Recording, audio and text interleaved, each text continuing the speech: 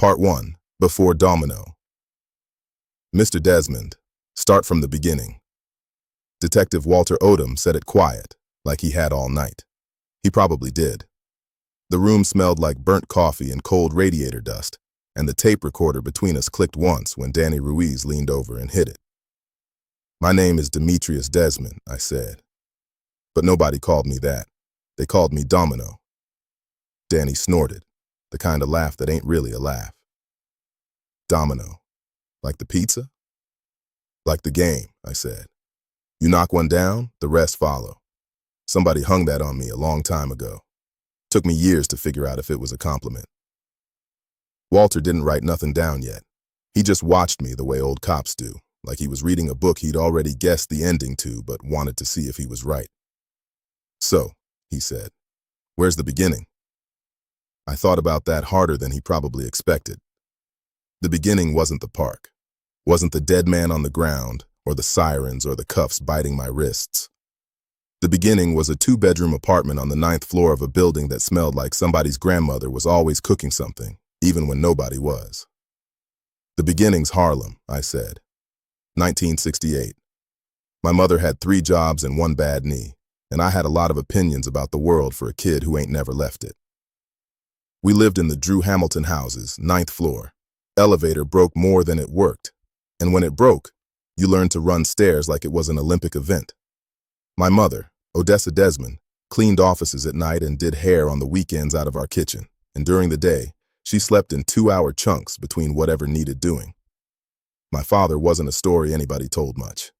He left when I was 4, and by 6, I'd stopped asking, because every time I did, my mother's face did something I didn't have a word for yet. Now I do. It was grief wearing the mask of, don't worry about it, baby.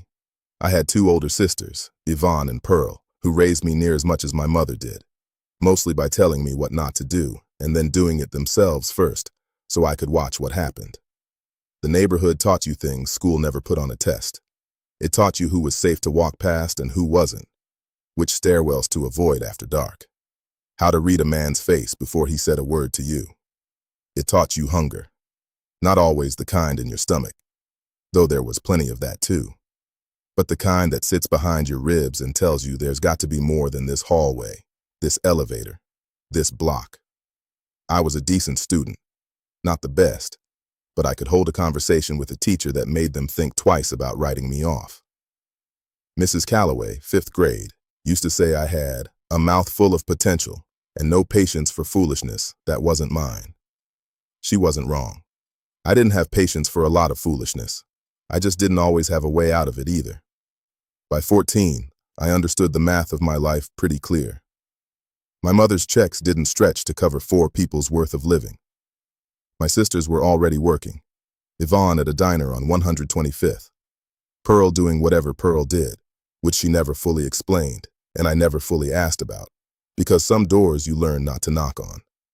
I started running errands for Mr. Charlie, who owned the corner store, then delivering for a butcher 2 blocks over, then anything else that paid in cash and didn't ask too many questions about a boy's age.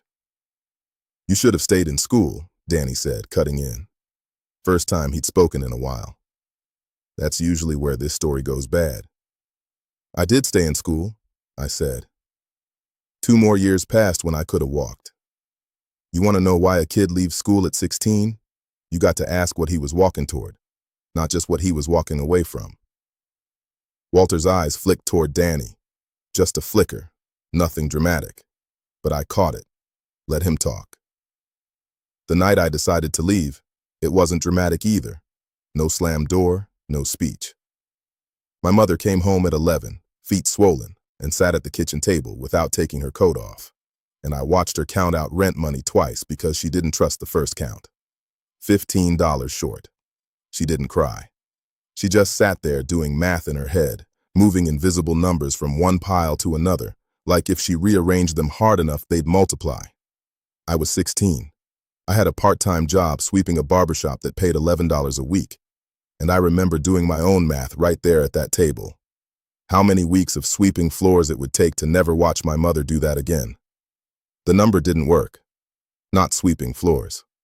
I told her the next morning I was leaving school to work full-time. She didn't yell. She looked at me a long time, the kind of look that has love and disappointment and fear all folded into it at once, and she said, "Demetrius, this city will use you up if you let it." I told her I wasn't going to let it. I believed that.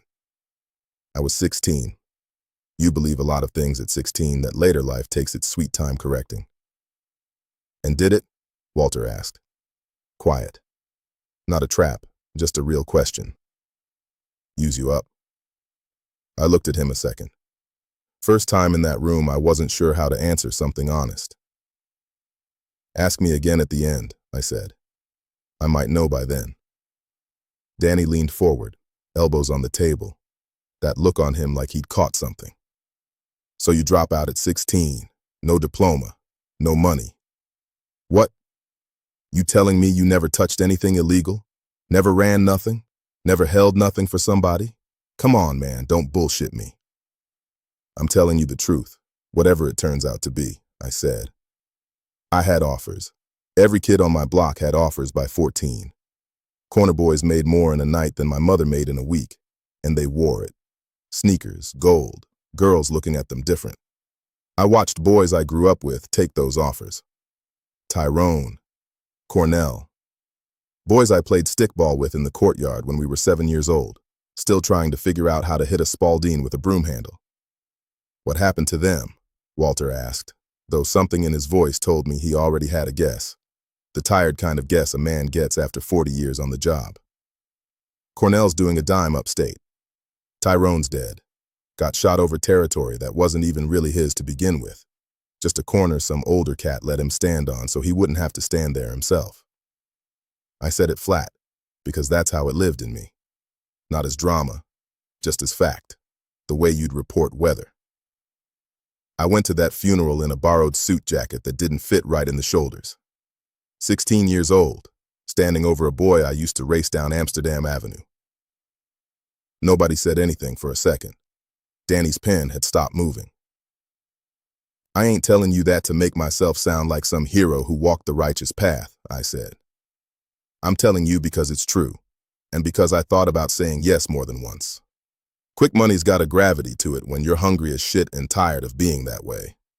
But every time somebody offered, I kept seeing my mother's hands doing that math at the kitchen table, and I knew if I took the fast way, sooner or later, I'd be sitting across from a mother of my own doing the same thing, except now she'd be doing it with a boy in the ground instead of a boy just broke. So I didn't run corners. What I did instead wasn't glamorous, and it sure wasn't a straight line to anywhere. 2 years of odd jobs and hard weeks I'll get into proper in a minute, because it matters and I don't want to rush past it. But the short version is this: I loaded trucks, swept floors, moved furniture, delivered for anybody who'd pay cash and not ask too many questions about a boy's age.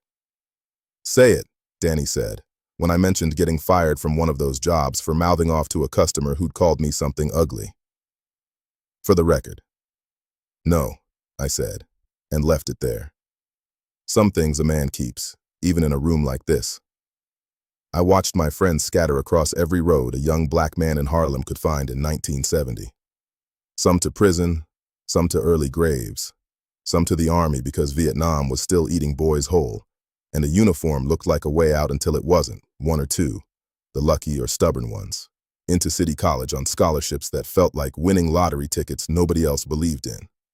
I didn't have the grades for that door, and I didn't have the stomach for the army, and I didn't have the coldness required for the corner. I want to be honest. Sitting here, those 2 years didn't feel like destiny in the making. They felt like drowning slow enough that you forget you're doing it. I wasn't building toward anything. I was surviving one Tuesday, then one Friday, then one rent cycle at a time. And I wasn't some monk about it either, before you ask. I was a young man, same as any other. Had a few girls I saw here and there when there was time and money enough for it. Nothing serious.